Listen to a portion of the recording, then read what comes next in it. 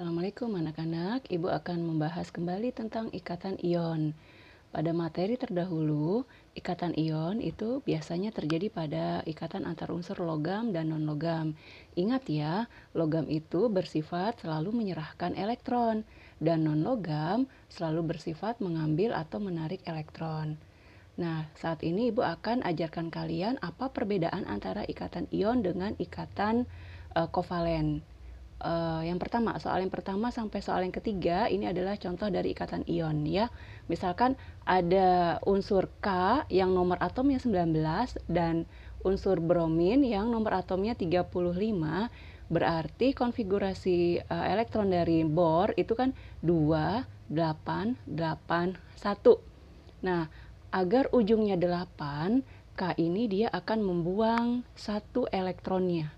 Jadi di sini K ini akan membuang satu elektronnya. Nah, satu elektronnya ya.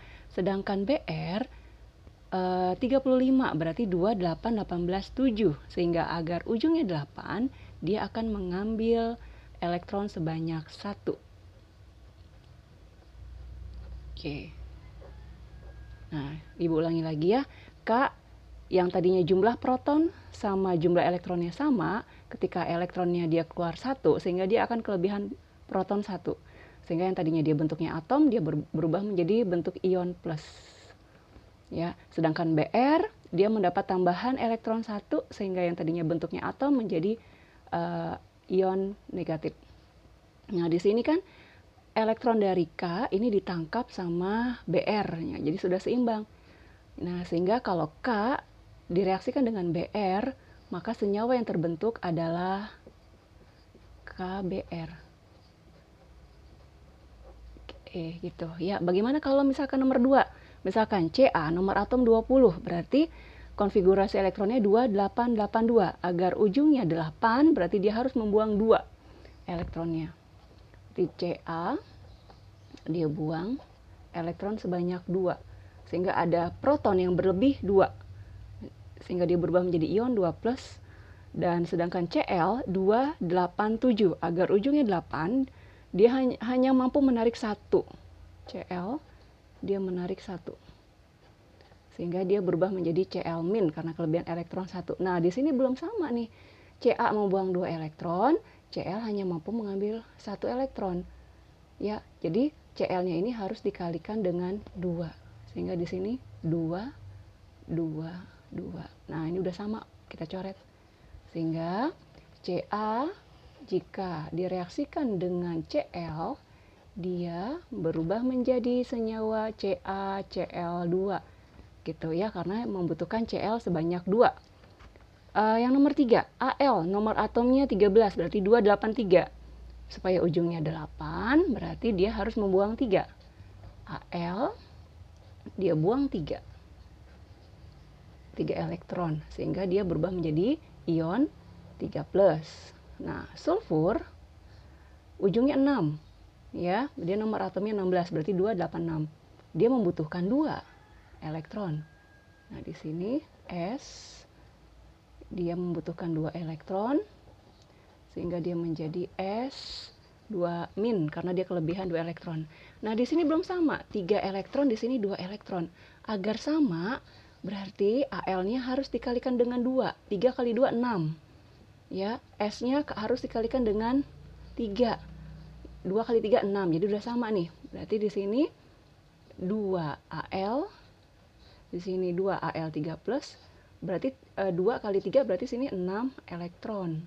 Sedangkan di sini berarti 3S ditambah 3 kali 2 berarti 6 elektron. Di sini 3S2-. Nah, sehingga apabila Al direaksikan dengan S, dia akan membentuk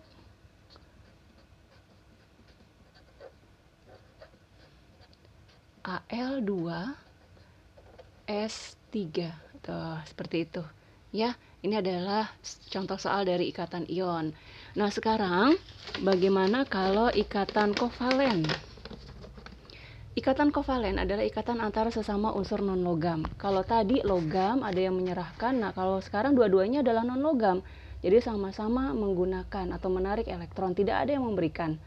Nah, Ibu contohkan misalkan ikatan kovalen pada H2O atau air ya. Di sini H nomor atomnya 1 dan O nomor atomnya 8. Konfigurasinya H ini berarti 1 sedangkan O 2, 6. Supaya ujungnya, kalau H ini duplet berarti ujungnya harus 2. Berarti dia kurang 1 elektron. Yang O ini kurang 2 elektron. Begitu. Nah, supaya sama berarti H-nya ini harus dikalikan dengan 2 elektron gitu ya. Sehingga dia akan membentuk, kalau kovalen ini kita enaknya menggambar dengan struktur Lewis pakai dot gitu ya, pakai dot. Ingat di sini H-nya 1. Ini elektronnya 1 ujungnya. Oh, ujungnya 6. Berarti 1 2 3 4 5 6. Nah, dia membentuk ikatan nih. Ya, sehingga kalau digambarkan H O H O. Nah, ini ikatan kovalennya seperti ini. Nah, bagaimana dengan yang NH3? N nomor atomnya 7, berarti konfigurasi elektronnya 2 5. N Ibu gambarkan. Saya akan pakai bintang 1 2 3 4 5. Nah, H ini nomor atomnya 1. Nah, berarti seperti ini. H-nya ada 3. Oke, nah masing-masing membentuk ikatan. Ingat ya, kalau berikatan itu berarti minimal sepasang begitu ya. Nah, jadi dia membentuk suatu ikatan kovalen. Ini. Nah, sekarang bagaimana kalau ikatan kovalen koordinasi? Nah, kan kalau yang ini kita lihat ya, antara N dengan H ini berikatan elektron H ada, elektron N juga ada. Nah, tapi kalau yang disebut dengan ikatan kovalen koordinasi, mereka membentuk ikatan tapi elektronnya itu hanya berasal dari satu atom saja begitu. Kalau ini kan elektronnya bisa dari H dan elektronnya juga bisa dari N. Nah, sekarang yang H2SO4. H nomor atomnya 1, S nomor atomnya 16, dan O nomor atomnya 8. Berarti konfigurasi elektronnya H1, S2, 8, 6. Jadi H membutuhkan 1, S membutuhkan 2, dan O membutuhkan 2. Nah, bisa kita lihat di sini. S-nya ada di tengah. S ini ada 6 elektronnya. 1, 2, 3, 4, 5, 6. Sedangkan O elektronnya ada 6 juga. 1, 2, 3, 4, 5, 6. Nah, yang disebut dengan ikatan kovalen koordinasi adalah yang ini nih. Nah, ini antara S dengan O ya, yang mendonorkan elektron hanya S saja, sedangkan O tidak mendonorkan elektron. Jadi sumbangan elektron ini hanya dari S. Begitu juga dengan ikatan yang ini. Gitu. Kan harusnya misalkan ini S sama O yang di samping kanan, ini kan elektronnya ada yang berasal dari S, ada yang berasal dari O gitu kan ya. Yang kiri juga sama, tapi yang atas sama yang bawah ini sumbangan elektronnya hanya berasal dari S. Begitu. Inilah yang disebut dengan ikatan kovalen koordinasi. Oke, sekian dari Ibu video kali ini. Nanti kalian Ibu akan berikan latihannya. Terima kasih, tetap semangat belajarnya. Assalamualaikum warahmatullahi wabarakatuh.